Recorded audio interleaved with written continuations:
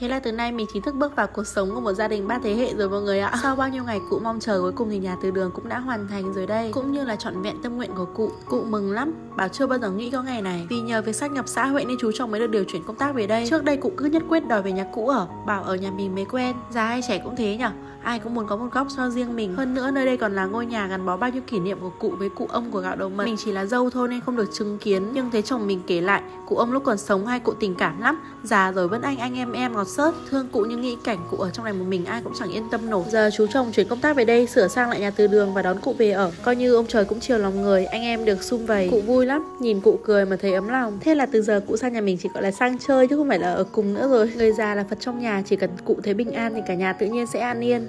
Giờ thì tạm biệt mọi người và bye bye.